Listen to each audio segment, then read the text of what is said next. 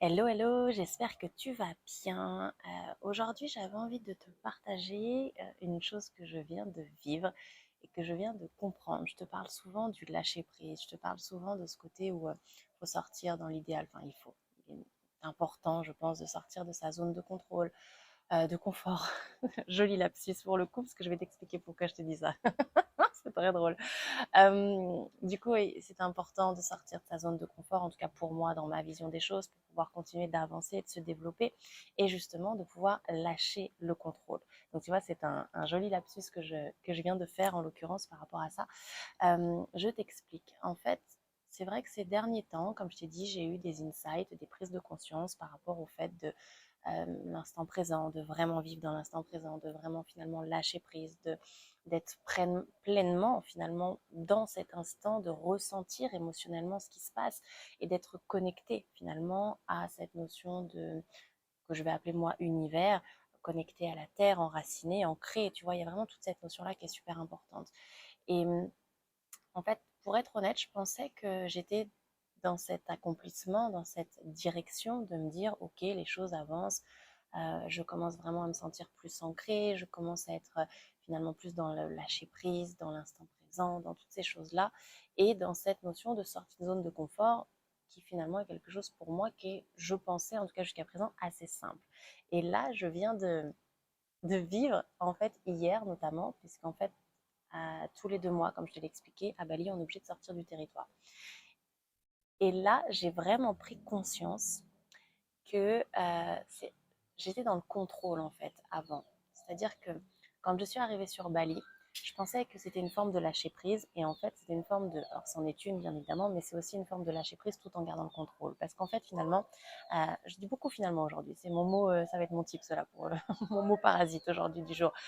Euh, et donc, je me suis rendu compte que venir à Bali était une sortie de zone de contrôle, de confort. Je vais y arriver, la vidéo est dure aujourd'hui. Une sortie de zone de confort. Et sauf que j'avais mes repères. Sauf qu'en fait, c'était assez, finalement, assez simple pour moi. Dans la mesure où j'avais anticipé mon voyage, j'arrivais avec un point de chute en particulier et après je bougeais au niveau de ce point de chute-là. Mais j'étais sur un point de chute et j'ai commencé à construire mes repères, j'ai commencé à construire tout un tas de choses. Et là où ça devient hyper intéressant, c'est qu'en fait, eh bien, en devant quitter, puisque je suis dans l'obligation de quitter le territoire là au bout de 2 mois, donc là à la fin de la semaine, je dois quitter le territoire de Bali pour aller ailleurs. Et bien là, en fait, je me rends compte que c'est à nouveau une autre sortie de zone de confort, mais à une échelle encore plus grande, encore plus intense. Parce que comme je te disais, en arrivant sur Bali, finalement, j'avais un point de chute, alors que là, je vais aller en Thaïlande. Et enfin, je vais d'abord commencer par Singapour, parce que je passe par Singapour pour aller en Thaïlande. Donc, je vais aller sur Singapour, je vais faire 2 jours sur Singapour. Ensuite, je vais aller finalement sur Phuket. Euh, je vais rester un certain temps là-bas et je suis en train de voir, puisqu'en fait, il y a le Festival des Lumières et le Festival des Lanternes, la cérémonie des Lanternes qui a lieu à Chiang Mai le 27, je crois que c'est le 27-28, quelque chose comme ça, j'ai plus les dates en tête. Et du coup, il faut que je remonte. Si tu veux, tu as Phuket qui est en bas et moi, je vais remonter, à mon avis, sur Bangkok pour après remonter encore sur Chiang Mai pour aller à cette fameuse cérémonie. Et, et là, je me suis dit, oh putain, mais là, en fait, il faut que j'organise tout. Alors, tu vois, prendre l'avion d'un point A à un point B, c'est OK. Mais par contre, prendre l'avion, peut-être prendre le bus, prendre le train, prendre un bateau pour aller voir les îles, parce que je compte aller voir les îles aussi aux alentours. Et là, je me suis dit, oh, OK, on n'est plus sur la même organisation, ça pète encore plus mes repères. Là, j'ai plus de repères, en fait, par rapport à tout ça. Et, et je me rends compte aussi que va falloir que je m'organise, que je prenne mes décisions seule. Et c'est vrai que dans l'ensemble, ok, je sais prendre mes décisions seule. Maintenant, c'est pas si évident que ça. Prendre ses décisions seule, être face à soi-même, savoir ce que tu as vraiment envie de faire, ce qui te met en joie. C'est ce pourquoi aussi je suis là, parce que moi je m'étais un peu perdue par rapport à tout ça. Je sais plus finalement, je savais plus jusqu'à présent ce qui me mettait en joie. Et là, de me retrouver face à moi-même, face au fait de prendre mes propres décisions, face au fait de prendre mes propres directions, face au fait de pouvoir euh, réserver, booker mes vols, les hôtels, là où je veux aller, vérifier si c'est bien au bon endroit pour visiter, savoir ce que j'ai envie de visiter, savoir, tu vois, toute cette notion-là. Et ben, putain, hier, je me suis tapé un coup de stress, mais genre vraiment gros coup de stress, quoi. Tu vois, c'était vraiment le truc où je me suis dit, waouh, comment je vais gérer le truc? comment ça va se passer? J'ai plus de repères, je sais plus, et vraiment gros coup d'angoisse, alors que je suis pas quelqu'un qui angoisse facilement, et j'ai plutôt le côté un peu simple, tu vois, de m'adapter, de m'acclimater assez facilement, mais là, et puis après, tu as tout qui s'enchaîne parce que tu te dis, ok, je suis venue ici avec une grosse valise, deux valises notamment, une grosse de 30 kilos et une valise de cabine. Et je me suis dit, mais comment je vais gérer par rapport à ça? Comment je gère? Alors déjà, ma grosse valise, c'est mort, je ne peux pas la prendre. Du coup, ça veut dire, est-ce que je dois prendre mon bagage à main, mon bagage cabine uniquement? En même temps, je pars pour 3 semaines, parce qu'aprais, oui, après Chiang Mai, je vais aller au Laos. Et je me dis, bon, alors là, comment je fais? Et bah, du coup, comment tu fais? Tu gères les choses, en tout cas, c'est comme ça que je l'ai fait, step by step. Donc, hier, finalement, je me suis posée. J'ai regardé déjà au niveau de la Thaïlande comment c'était confectionné, comment c'était agencé. Puis comme les choses, quand elles doivent se faire, se font, en fait, j'ai une amie que j'ai rencontrée ici dans ma guest house qui, elle, vient de partir à Singapour et en fait a déjà prévu son périple. Donc elle m'a envoyé tout ce qu'elle avait prévu de faire. Donc ça m'a déjà donné les grandes lignes de ce que j'avais envie de faire et de partager. Et tout en sachant que moi, je vais réadapter parce qu'elle, elle a fait beaucoup de choses, ils sont deux. Et moi, je ne me sens pas capable pour l'instant, tu vois, de faire autant d'étapes dans mon voyage. Là, j'ai vraiment, je pense que je te dis, je vais faire Phuket, peut-être une île, et après remonter directement sur Bangkok et Chiang Mai. Ce sera déjà énorme pour moi parce qu'elle, elle avait prévu de faire Phuket, Krabi, je crois que c'est ça, la région de Krabi, d'aller à Railay, d'aller sur les îles, d'aller, enfin, tu vois, et il y en avait de partout. Et moi, je vais, ouh, non, trop pour moi. Euh, donc, du coup, ce qui est important aussi par rapport à ça, c'est de s'écouter.